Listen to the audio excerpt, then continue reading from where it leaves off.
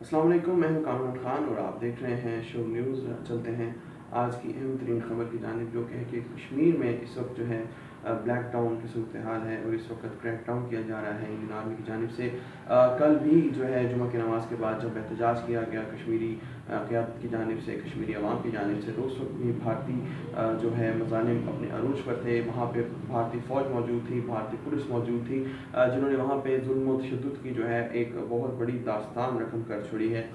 دیکھنا یہ ہے کہ اس وقت یہ دنیا کی سب سے بڑی جمہوریت ہے اور یہ اپنے ہی لوگوں کو جو ہے انصاف نہیں دے پا رہی، کیونکہ آرٹیکل 370 اور 35A جو ہے اس کے مطابق انڈیا اور کشمیری عوام کے درمیان ایک معاہدہ کیا گیا تھا، جسے کل جو ہے ایک بہت ہی اہم لیڈر کشمیر کے، جنہوں نے جو کہ آزاد کشمیر پاکستان کے صدر ہیں، انہوں نے ایک شیطانی معاہدہ قرار دیا نہرو اور شیخ عبداللہ کے درمیان کی، جس کے بعد کشمیر کی صورتحال جو ہے وہ خراب ہونا شروع ہوئی، کیونکہ انہوں نے اقوام متحدہ کی جو قراردادیں تھیں ان پر عمل نہیں کیا اور ایک نیا سیٹ اپ جو ہے وہ تشکیل دیا، جس کے بعد یہ صورتحال سامنے آئی کہ کشمیر میں جو ہے انڈین فوج جو ہے وہ آکوپائی ہو گئی، وہاں پہ انڈین مظالم جو ہے وہ شروع ہو گئے۔ انڈین جو قیادت ہے اس نے کشمیریوں کو کبھی ان کا حق نہیں دیا، لیکن سوال یہاں پہ یہ ہے کہ اب جو یہ سچویشن چینج کی گئی ہے، نہ وہاں کی سیاسی قیادت کو اعتماد میں لیا گیا، نہ وہاں کی عوام کو اعتماد میں لیا گیا، اور جو ہے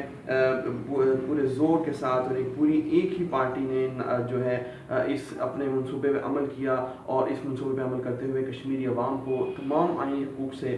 جو ہے وہ محروم کر دیا۔ اسی پر آج پوری دنیا میں احتجاج ہو رہا ہے۔ کل جمعہ کے روز پوری دنیا میں احتجاج ہوا، برمنگھم سے لے کر کراچی تک جو ہے پوری دنیا میں لوگ جو ہے باہر نکلے، مساجد کے باہر انہوں نے احتجاج کیا، جبکہ انڈین کونسل جو ہیں